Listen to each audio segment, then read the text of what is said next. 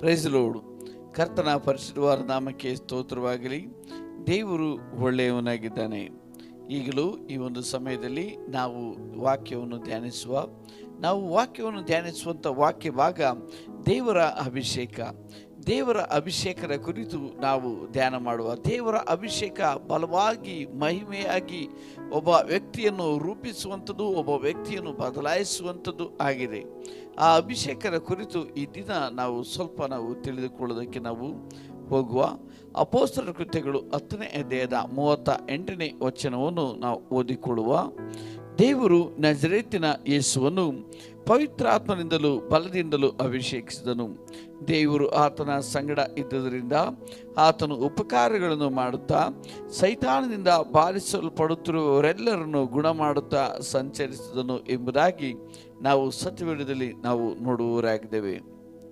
ಪ್ರೇರೆ, ಇಲ್ಲಿ ಸತ್ಯವೇದದಲ್ಲಿ ದೇವರ ವಾಕ್ಯದಲ್ಲಿ ನಾವು ನೋಡುವವರಾಗಿದ್ದೇವೆ. ದೇವರು ಯೇಸು ಸ್ವಾಮಿಯನ್ನು ಪವಿತ್ರಾತ್ಮನಿಂದಲೂ ಬಲದಿಂದಲೂ ಆತನು ಅಭಿಷೇಕವನ್ನು ಮಾಡಿದರು.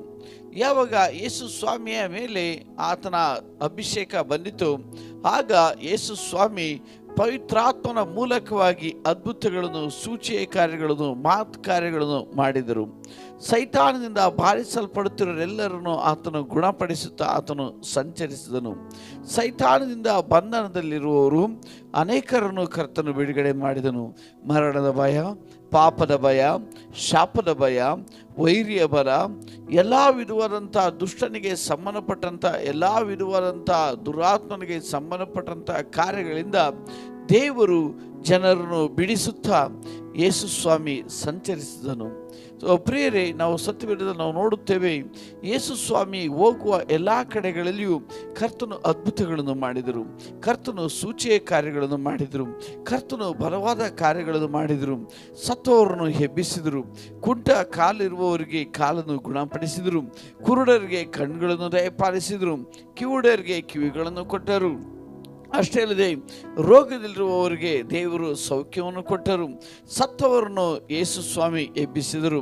ಕಾರಣ ಏನೆಂಬುದಾಗಿ ನೋಡೋದಾದರೆ, ಯಾವಾಗ ಯೇಸುವಿನ ಮೇಲೆ ದೇವರ ಅಭಿಷೇಕ ಬಂತು, ಆ ಅಭಿಷೇಕ ಅಸಾಧಾರಣವಾದ ಸಂಗತಿಯನ್ನು ಮಾಡಿತು. ಅದೇ ಅಭಿಷೇಕವನ್ನು ದೇವರು ಈ ದಿವಸ ನನ್ನ ಮತ್ತು ನಿಮ್ಮ ಮೇಲೆ ಆತನು ಸುರಿಸಲಿಕ್ಕೆ ಇದ್ದಾನೆ. ಈ ಒಂದು ವಿಡಿಯೋದ ಮೂಲಕವಾಗಿ ನಿಮ್ಮ ಕುರಿತು ನಿಮ್ಮ ಹತ್ತಿರ ಮಾತನಾಡಲು ದೇವರು ತಾನೇ ಈ ಒಂದು ಅವಕಾಶವನ್ನು ಕೊಟ್ಟಿದ್ದಾನೆ. ಇದು ಸಾಧಾರಣವಾದದಲ್ಲ, ಇದು ನೀವು ದೇವರ ಅಭಿಷೇಕವನ್ನು ತುಂಬಿಕೊಳ್ಳುವಂಥ ಒಂದು ಸಮಯವಾಗಿದೆ. ಇದು ದೇವರ ಒಂದು ಅಭಿಷೇಕದಿಂದ ನೀವು ತುಂಬಿಸಲ್ಪಟ್ಟವರಾಗಿ ನಾನು ಮತ್ತು ನೀವು ಹೋಗುವಲ್ಲಿ ದೇವರ ಬಲ, ದೇವರ ಮಹಿಮೆ ಅದು ಚಲಿಸುವಂಥದ್ದಾಗಿದೆ.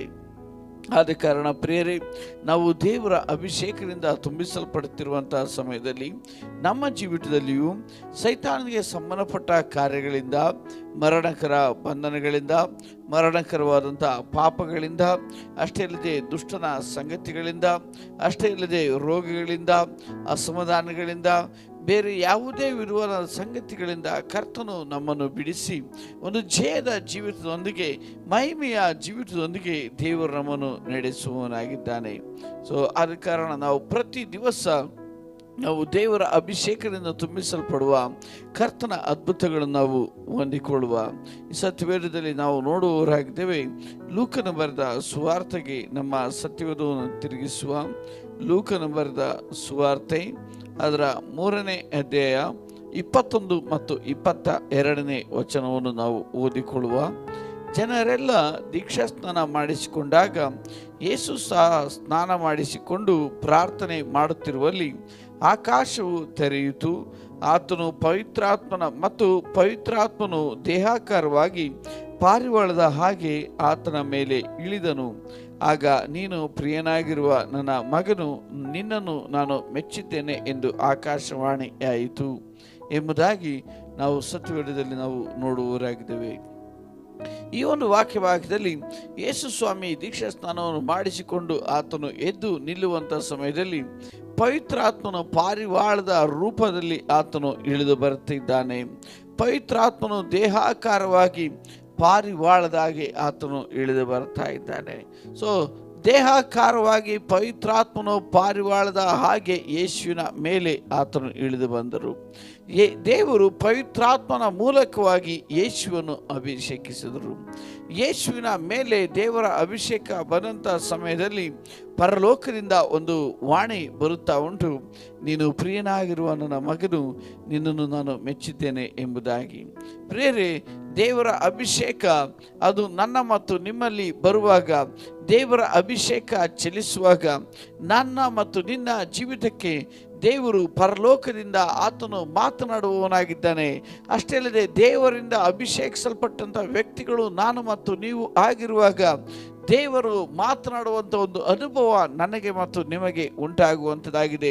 ಅಷ್ಟೇ ಅಲ್ಲದೆ ಪರಲೋಕದಿಂದ ಒಂದು ಶಬ್ದ, ಒಂದು ವಾಯ್ಸ್ ಬರುವಂಥದ್ದಾಗಿದೆ, ನೀನು ಪ್ರಿಯನಾಗಿರುವ ನನ್ನ ಮಗ, ನನ್ನ ಮಗಳು ಎಂಬುದಾಗಿ. ಈ ದಿವನ ದೇವರ ವಾಕ್ಯವನ್ನು, ದೇವರ ಸಂದೇಶವನ್ನು ಕೇಳುತ್ತಿರುವ ಪ್ರಿಯ ಸಹೋದರ ಸಹೋದರಿ, ನೀವು ಯಾರೇ ಆಗಿರ್ಬೋದು, ಒಂದು ಕ್ಷಣ ದೇವರ ಅಭಿಷೇಕವನ್ನು ಕೇಳಿಕೊಳ್ಳಿರಿ. ನೀವು ನಿಮ್ಮ ಪರಿಸ್ಥಿತಿಗಳು ಎಂಥದೇ ಆಗಿರ್ಬೋದು, ಕರ್ತನ ಹತ್ರ ಹೇಳಿರಿ, ದೇವರೇ ನಿನ್ನ ಅಭಿಷೇಕದಿಂದ ನನ್ನನ್ನು ತುಂಬಿಸು, ನಿನ್ನ ಅಭಿಷೇಕದಿಂದ ನನ್ನನ್ನು ನಡೆಸು ಎಂಬುದಾಗಿ ದೇವರ ಹತ್ತಿರ ನೀವು ಕೇಳುವಾಗ ದೇವರು ಆ ಅಭಿಷೇಕದಿಂದ ನಿಮ್ಮನ್ನು ತುಂಬಿಸುವವನಾಗಿದ್ದಾನೆ. ಯಾವಾಗ ನೀವು ದೇವರ ಅಭಿಷೇಕದಿಂದ ತುಂಬಿಸಲ್ಪಡುತ್ತೀರೋ ಆಗ ಪರಲೋಕ ನಿಮ್ಮ ಸಂಗಡ ಅದು ಮಾತನಾಡುವಂಥದ್ದಾಗಿದೆ. ಪ್ರಿಯರೇ, ದೇವರ ಮಾತು ಬರುವಾಗ ನಿಮ್ಮ ಪರಿಸ್ಥಿತಿಗಳು ಬದಲಾಗುತ್ತದೆ, ನಿಮ್ಮ ಜೀವಿತ ಬದಲಾಗುತ್ತದೆ. ಆ ಅಭಿಷೇಕ ಎಲ್ಲವುಗಳನ್ನು ಮಾರ್ಪಡಿಸುತ್ತದೆ. ಪೌಲನ ಮೇಲೆ ದೇವರ ಅಭಿಷೇಕ ಬಂತು, ಅವನು ಸೌಲನಾಗಿ ಇದ್ದ. ಆದರೆ ಯಾವಾಗ ದೇವರ ಅಭಿಷೇಕ ಪೌಲನ ಮೇಲೆ ಬಂತು, ದೇವರು ಅವನ ಜೀವಿತವನ್ನು ಬದಲಾಯಿಸಿದರು, ಅವನ ಸೇವೆಯನ್ನು ಬದಲಾಯಿಸಿದರು, ಅವನಿಗಿರುವಂಥ ಎಲ್ಲವುಗಳನ್ನು ದೇವರು ಬದಲಾಯಿಸಿ ಹೊಸ ವೈರಾಗ್ಯ, ಹೊಸ ಬಲ, ಹೊಸ ಕೃಪೆಯಿಂದ ಕರ್ತನವನ್ನು ತುಂಬಿಸಿದರು. ಈ ದಿನ ನಾನು ಮತ್ತು ನೀವು ಕರ್ತನನ್ನು, ಆತನ ಅಭಿಷೇಕವನ್ನು ಹುಡುಕುವ, ಆತನ ಅಭಿಷೇಕವನ್ನು ಬಯಸುವ. ದೇವರ ಅಭಿಷೇಕ ನನ್ನ ಮತ್ತು ನಿಮ್ಮ ಜೀವಿತದಲ್ಲಿ ಅದ್ಭುತವಾದ ಕಾರ್ಯಗಳನ್ನು ಮಾಡುವಂಥದ್ದಾಗಿದೆ. ಕರ್ತನು ನಿಮ್ಮನ್ನು ಆಶೀರ್ವದಿಸಲಿ. ಆಮೆನ್.